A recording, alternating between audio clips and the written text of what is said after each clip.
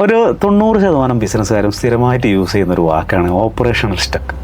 ശരിക്കും operational stuck എന്നൊരു കാര്യമുണ്ടോ? അത് എന്തുകൊണ്ടുണ്ടാകും? ഈ ഓപ്പറേഷണൽ സ്റ്റക്ക് എന്ന് പറഞ്ഞ സാധനം കച്ചവടത്തിലുണ്ട്, ബിസിനസ്സിലുണ്ട്. പലപ്പോഴും നമ്മളെ കേസിൽ തന്നെ അറിയാം. നമ്മളുടെ അടുത്ത് ഒരു ക്ലയൻറ്റ്, ആ ക്ലയൻറ്റിന് കുറച്ച് സ്ഥാപനങ്ങളുണ്ട്. പുള്ളി എൻ്റെ അടുത്ത് ഓടി വന്നിട്ട് പറയുന്നത്, ഇത് വയ്യ, എനിക്ക് മതി, ഞാൻ നിർത്തുകയാണെന്നാണ് പറഞ്ഞത്. നിർത്തുകയാണ്, എന്നെക്കൊണ്ട് ഇത് പറ്റണില്ല എന്നാണ് പറഞ്ഞത്. അത് ആക്ച്വലി എനിക്ക് പറയാൻ കാരണം, നല്ല കസ്റ്റമർ ഉണ്ട്. പുള്ളി എന്നോട് പറഞ്ഞു, എനിക്ക് കസ്റ്റമർ ഉണ്ട്, സെയിലുണ്ട്, പക്ഷെ എനിക്ക് കൊടുക്കാൻ പറ്റുന്നില്ല. ബിസിനസ് കൂടും തോറും തന്തക്ക് വിളിയും തള്ളക്ക് വിളിയും കേൾക്കുകയാണ്. ഞാനിത് എനിക്ക് കൊണ്ടുപോകാൻ, എനിക്ക് സ്ട്രെസ് താങ്ങാൻ പറ്റുന്നില്ല. അത് ആക്ച്വലി ഓപ്പറേഷണൽ സ്റ്റക്ക് കൊണ്ട് ഉണ്ടാകുന്നതാണ്. ഓപ്പറേഷണൽ സ്റ്റക്ക് എന്ന് പറയുന്ന സാധനത്തെ നമുക്ക് എന്ത് ചെയ്യാം? ഒരു സിമ്പിൾ ഉദാഹരണത്തിലേക്ക് എടുക്കും. ഒരു ട്രാഫിക് സിഗ്നലും ഇല്ലാത്ത, കോഴിക്കോട് വന്നിട്ട് മാവൂർ റോഡ് ജംഗ്ഷൻ നല്ല തിരക്ക്, അല്ലെങ്കിൽ പന്തീരങ്കാവ് ജംഗ്ഷൻ നല്ല തിരക്കുള്ളൊരു സ്ഥലമാണ്. അവിടെ പോലീസുകാരനും ഇല്ല, ട്രാഫിക്കും ഇല്ല, ഒരു റൂളും ഒരാൾ പാലിക്കുന്നുമില്ല. എല്ലാവരും തോന്നിയതുപോലെ അങ്ങോട്ടും ഇങ്ങോട്ടും വണ്ടി ഓടിക്കുകയാണെങ്കിൽ എന്ത് സംഭവിക്കും? ട്രാഫിക് സ്റ്റക്കാവും. കുറച്ച് സമയം കഴിയുമ്പോഴേക്കും ആ നഗരം സ്റ്റക്കാവും. അപ്പൊ ആ ഒരു നഗരത്തെ സ്മൂത്ത് ആക്കാൻ നമ്മൾ എന്താ ചെയ്യേണ്ടത്? സിഗ്നൽസ് വെക്കണം. അവിടെ റോഡിന് അത്യാവശ്യം വീതി ഉണ്ടാക്കണം.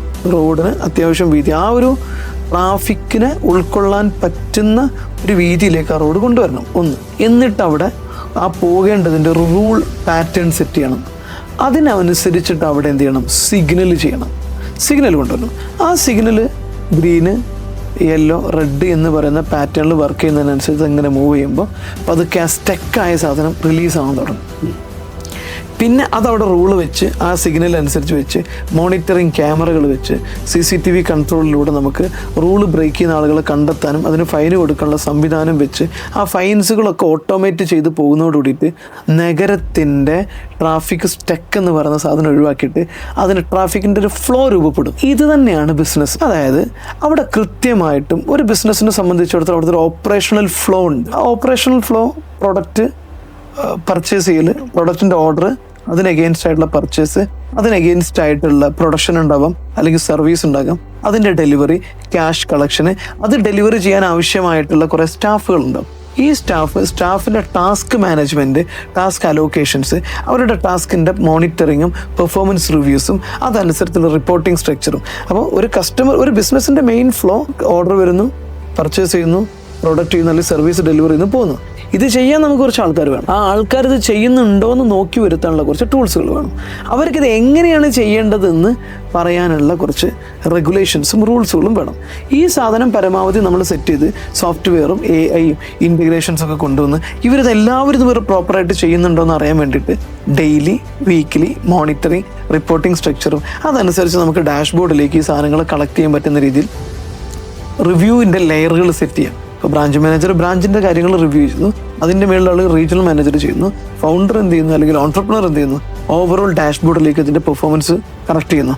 അപ്പോൾ ഒരു നഗരത്തിൻ്റെ കംപ്ലീറ്റ് ട്രാഫിക്കിൻ്റെ കണ്ടീഷൻസ് മനസ്സിലാക്കാൻ ആവശ്യമായ ഒരു dashboard system district traffic control റൂമിൽ ഉണ്ടെങ്കിൽ, എവിടെയാണ് കൂടുതൽ ട്രാഫിക് ഉള്ളത് അതനുസരിച്ച് അവിടേക്ക് കൂടുതൽ പോലീസുകാരനെ വിട്ടിട്ട് അത് കൺട്രോൾ ചെയ്യാനുള്ള മെക്കാനിസം ആർക്ക് എടുക്കാൻ പറ്റും. എപ്പോഴും അയാൾ ട്രാഫിക് കൺട്രോൾ റൂമിൽ ഇരുന്നു കൊണ്ട് മോണിറ്റർ ചെയ്യുന്ന ഒരാളാണ് ആക്ച്വലി ഒരു ബിസിനസ്സുകാരൻ.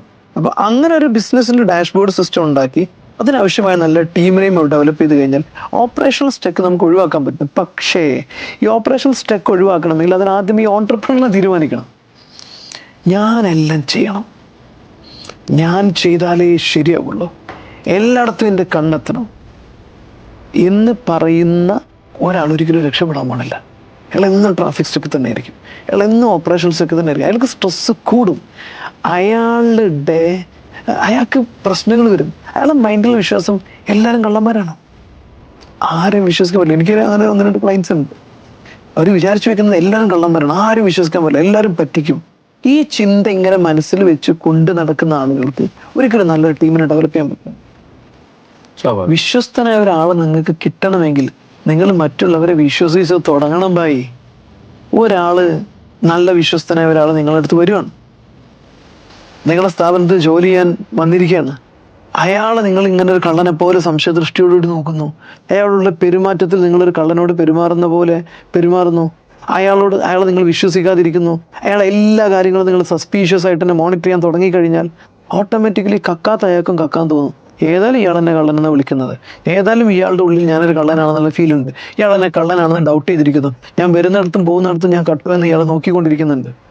സോ അയാൾ ഒന്നുകിൽ അവിടുന്ന് വിട്ടിട്ട് പോകും, അല്ലെങ്കിൽ അയാളും കള്ളനാവും. പക്ഷെ ലോജിക്കലി എന്ത് സംഭവിക്കുന്നത് വെച്ച് കഴിഞ്ഞാൽ, നമ്മൾ എല്ലാവരും എന്നെ പറ്റിക്കോ എന്നുള്ള ഒരു ചിന്തയായിട്ട് ജീവിക്കുന്ന ഒരു കച്ചവടക്കാരാണ് നിങ്ങളെങ്കിൽ, ലോകത്തിലെ ഏറ്റവും വലിയ ഫ്രോഡുകൾ മുഴുവൻ ജോലി ചെയ്യാൻ എത്തുന്നത് നിങ്ങളുടെ അടുത്ത് തന്നെ ആയിരിക്കും. First of all learn how to believe and how to trust people എന്നുള്ളതാണ്. അപ്പോൾ പീപ്പിളിനെ നമുക്ക് വേണം. ഈ ഓപ്പറേഷണൽ സ്റ്റെക്ക് നിന്ന് പുറത്ത് കിടക്കണമെങ്കിൽ നല്ല മിടുക്കരായിട്ടുള്ള ആളുകൾ വേണം. ഈ ആളുകൾ വേണം എന്ന് പറഞ്ഞ ആളുകൾ ഈ ഇങ്ങനെ മാനുഫാക്ചർ ചെയ്ത് വെച്ചിട്ടൊന്നും ഇല്ല. ഈ നല്ല ആളുകൾ ഉണ്ടാക്കാൻ ആവശ്യമായ കൾച്ചർ നമ്മൾ ഓർഗനൈസേഷനിൽ നമ്മൾ ഡെവലപ്പ് ചെയ്യുന്നതാണ്. അതായത് നമ്മളൊരു വാല്യൂ സെറ്റ് ചെയ്യണം, ആ വാല്യൂ നമ്മൾ ജീവിക്കുന്നു, നമ്മളെല്ലാവരും ട്രസ്റ്റ് ചെയ്യുന്നു, ക്വാളിറ്റി ഉള്ള ആളുകളെ നമ്മൾ ഹയർ ചെയ്യുന്നു, അവർക്ക് വേണ്ട കാര്യങ്ങളെല്ലാം നമ്മൾ കൃത്യമായിട്ട് ഡിഫൈൻ ചെയ്ത് കൊടുക്കുന്നു. ആ കൊടുത്തതിൽ നമ്മൾ പ്രോപ്പറായിട്ട് ട്രെയിനിങ് കൊടുക്കുന്നു. അവരിത് ചെയ്യുന്നുണ്ടോ എന്ന് നോക്കാൻ ആവശ്യമായ ഒരു ട്രസ്റ്റഡ് മോണിറ്ററിങ് മെക്കാനിസം നമ്മൾ ബിൽഡ് ചെയ്യുന്നു. അവരോട് നമ്മൾ പേഴ്സണലായിട്ടോ ഇമോഷണലായിട്ടോ സംസാരിക്കുന്നതിന് പകരം ഡേറ്റ വെച്ചിട്ട് സംസാരിക്കുന്നു. ആ ഡേറ്റ കാര്യങ്ങൾ ചെയ്യുന്നു. അവിടെ പിന്നെ പ്രശ്നങ്ങളില്ല, മിസ് ബിഹേവിയറിൻ്റെ പ്രശ്നമില്ല, ട്രാൻസ്പെറൻസിയുടെ പ്രശ്നമില്ല, മിസ് ട്രസ്റ്റിൻ്റെ പ്രശ്നമില്ല. എല്ലാം അവനവൻ്റെ കാര്യങ്ങൾ വളരെ ക്ലിയർ ആണ്. അയാൾക്ക് ചെയ്യേണ്ടത് എന്താണെന്ന് അറിയാം, അത് ട്രാൻസ്പെറൻ്റ് ആക്കിയിട്ടുണ്ട്.